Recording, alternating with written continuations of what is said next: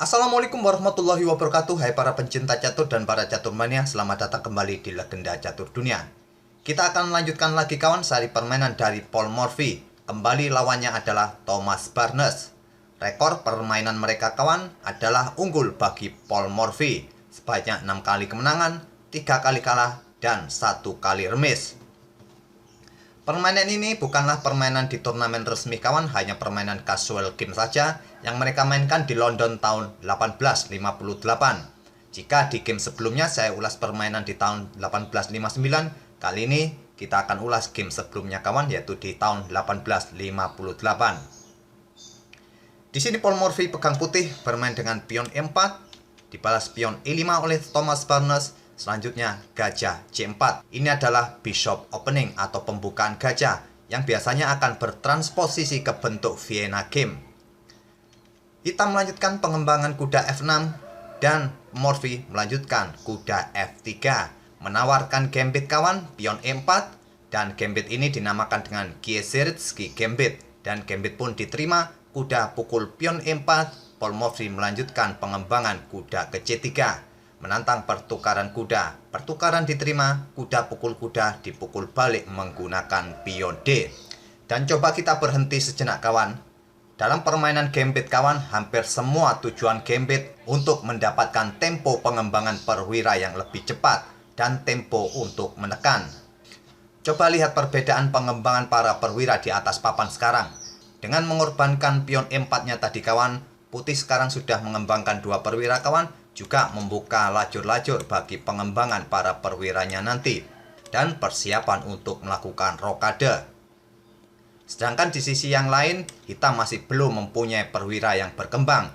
Itu pun lajur atau jalur-jalur bagi pengembangan para perwiranya hanya di diagonal gelap ini saja kawan. Dan rajanya pun butuh 1 langkah atau 2 langkah lagi untuk melakukan rokade. Dan dengan posisi ini kawan, kuda nantinya bisa lompat ke G4 untuk menyerang pion F7 ini. Itulah kawan tujuan utama dalam permainan gambit, untuk mendapatkan tempo pengembangan perwira yang lebih cepat dan tempo untuk menekan tentunya. Dan kita lanjut ke langkah berikutnya. Pada posisi ini hitam atau Barnes melanjutkan dengan langkah pion F6 untuk melindungi pion pusatnya, juga mengontrol peta G5 agar kuda tidak lompat ke peta ini. Permainannya hampir sama kawan dengan permainan yang kemarin kita ulas. Di sini Paul Morphy melanjutkan dengan rokade pendek, dibalas dengan kuda C6. Kuda putih H4 memberikan jalan bagi menterinya untuk melakukan skak di peta H5, dan langkah terbaik pada posisi ini adalah memainkan pion G6 untuk mengontrol peta H5. Tapi Barnes memilih langkah menteri ke E7, sekarang kuda ke F5 mengancam menteri. Menteri ke C5 mengancam gajah peta terang putih, gajah mundur ke B3, sekarang pion D5 untuk mendapatkan kontrol-kontrol di peta pusat. Dengan para pionnya ini juga membuka diagonal peta terang bagi gajah mengancam atau menyerang kuda. Tapi Paul Morphy terlebih dahulu memainkan gajahnya ke I3 menyerang menteri. Setelah menteri bergeser ke A5, Paul Morphy melangkahkan kudanya kembali ke H4 menghindari serangan gajah. Thomas Barnes melanjutkan dengan langkah pengembangan gajah ke E6. Persiapan mungkin kawan melakukan rokade panjang atau untuk membackup peta F7-nya jika ada ancaman skak di peta H5 oleh menteri putih, dan menteri putih tetap ke H5 skak tapi ditutup oleh pion G6. Di sini Paul Morphy membuat langkah pengorbanan kuda pukul pion G6. Jika pion pukul kuda, maka menteri akan mendapatkan beteng. Dan juga persiapan untuk discover attack kawan untuk menyerang beteng H8. Diantisipasi dengan langkah gajah F7 mengepin kuda, dan sekarang menteri putih bergerak ke H4. Paul Morphy mengorbankan kudanya kawan, dipukul oleh gajah hitam. Paul Morphy pukul pion F6 mengancam beteng. Beteng bergerak ke G8, dan Paul Morphy melanjutkan beteng A bergeser ke D1. Raja hitam sementara tertahan di peta pusat, dia tidak bisa melakukan rokade karena jalurnya sudah dikontrol oleh menteri putih. Oleh karena itu Barnes mengancam dengan gajah di E7, menteri ke E6 tetap memberikan ancaman bagi beteng, juga menghadang pergerakan raja hitam untuk melakukan rokade panjang. Gajah ke F7 mengancam menteri, menteri ke H3 tetap memposisikan menterinya kawan agar raja hitam tidak bisa melakukan rokade, dibalas dengan langkah kuda ke D8. Persiapan mungkin ke peta E6 untuk memblokade ancaman dari Menteri Putih ini kawan, agar rajanya bisa melakukan rokade panjang. Paul Morphy merespon dengan pion F4 menantang pion pusat. Tantangan ditolak, pion hanya didorong maju ke E4 dan sekarang beteng pukul pion D5 membuat langkah pengorbanan atau pertukaran perwira. Dipukul oleh gajah hitam dan sekarang Menteri ke H5 skak. Jika gajah mundur ke F7 kawan, selanjutnya dia akan kehilangan menteri. Jika ditutup oleh kuda di F7, gajah putih akan pukul gajah hitam. Selanjutnya memberikan dukungan bagi menteri untuk melakukan skak lagi atau melakukan discover check bagi menteri putih untuk mendapatkan menteri hitam di peta A5.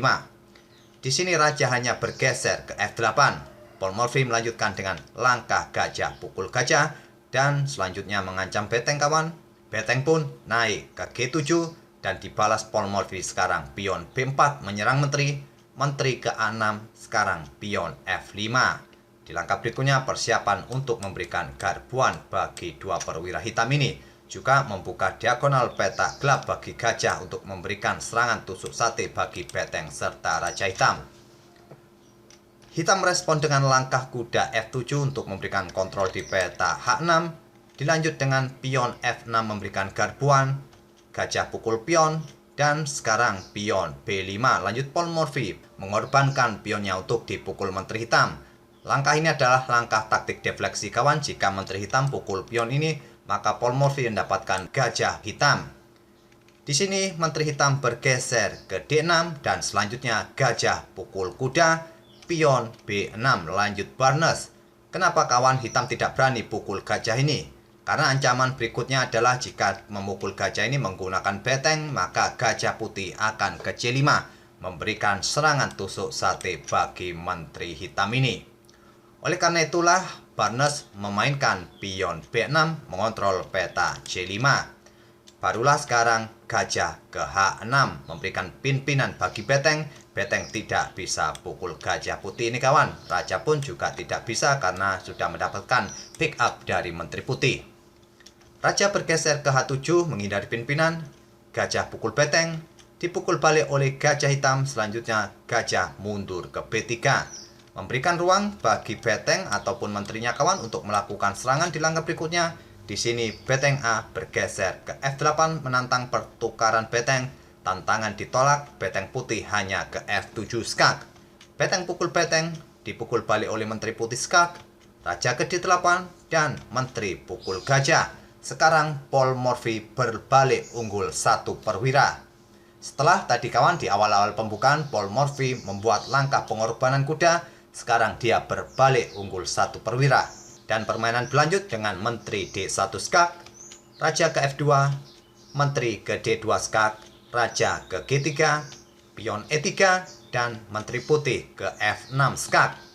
Raja ke C8, gajah ke E6 skak, raja ke B7, menteri ke F3 skak. Di sini Barnes menyerah di langkah ke-38.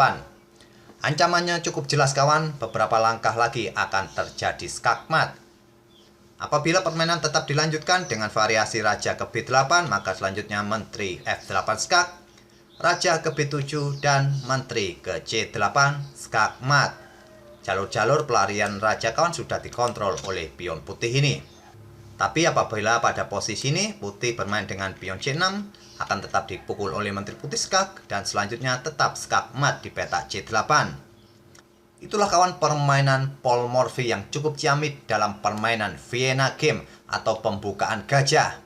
Semoga permainan Paul Morphy tadi kawan yang bermain dengan Kieseritzky Gambit dalam pembukaan Bishop Opening bisa memberikan referensi bagi kawan-kawan dalam pembukaan Vienna atau Bishop Opening, sehingga kawan-kawan mampu memberikan gebrakan pada lawan-lawan. Kita akan bertemu di video-video berikutnya kawan, masih tetap untuk mengulas game-game dari para legenda catur zaman dahulu untuk beberapa hari mendatang sambil menunggu turnamen Chess Champion Tour yang akan dilanjut minggu depan. Saya ucapkan terima kasih, kita akan bertemu di video-video berikutnya. Wassalamualaikum warahmatullahi wabarakatuh.